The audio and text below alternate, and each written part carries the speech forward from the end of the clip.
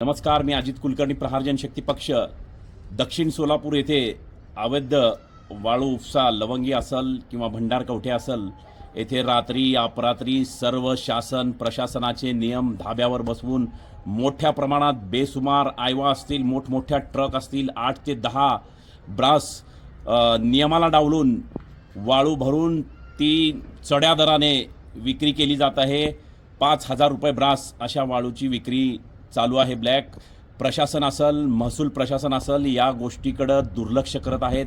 बहुतेक त्यांना लक्ष्मी दर्शन झालेलं आहे असं मला या माध्यमातून वाटत आहे. मी काल कलेक्टर साहेब असतील, तहसीलदार साहेब असतील किंवा सर्कल तलाठी यांना पत्र पाठवलेले आहे की याच्या विरोधात मी जे काही महसूल मंत्री असतील यांचा पुतळा त्या नदी पात्रात पाण्यात बुडवून किंवा त्या वाळूत गाडून आंदोलन करणार आहे 4 ते 8 दिवसानंतर.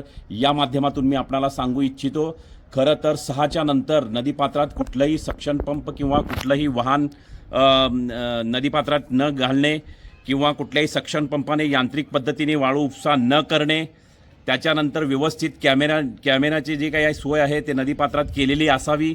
यारीने वाळू उपसा करू नये.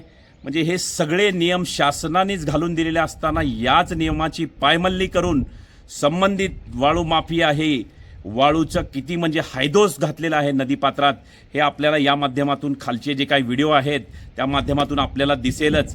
जेणेकरून महसूल मंत्री असेल, नेहमी मी 10 वेळा महसूल मंत्र्याला फोन केला या बाबतीत, पण महसूल मंत्र्यांचे PA फोन उचलून सांगतात की बाबा महसूल मंत्री मीटिंगमध्ये ह्याच्यामध्ये त्याच्यामध्ये.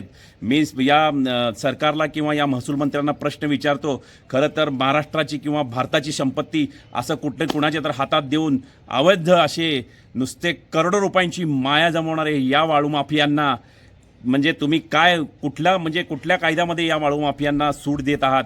काही दिवसापूर्वी पालकमंत्र्यांनी सांगितलेलं होतं की वाळू माफियांच्या विरोधात मोक्का दाखल केला होता. मोक्का दाखल करून त्यांना तडीपार, हद्दपार किंवा त्यांच्यावर NPD अंतर्गत कारवाई केली होती. मी पालकमंत्र्यांना विनंती करतो, ही वाळू माफियांना आपण ही कारवाई करणार का? त्यांच्यावर मोक्का लावणार का? किंवा त्यांच्यावर NPD अंतर्गत कारवाई करणार का?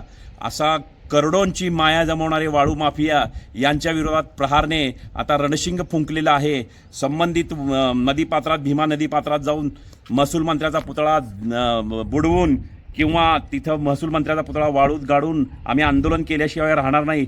सर्व काही लक्ष्मी दर्शन देऊन सर्व काय जैसे थे चालू आहे. यापूर्वीसुद्धा मी संबंधित कलेक्टर साहेब असतील किंवा तहसीलदार असतील यांना फोन करून सांगितलं, तरीसुद्धा तसाच वाळूचा हैदोस नियमाला डावलून नियमाची पायमल्ली करून असा सुरू आहे.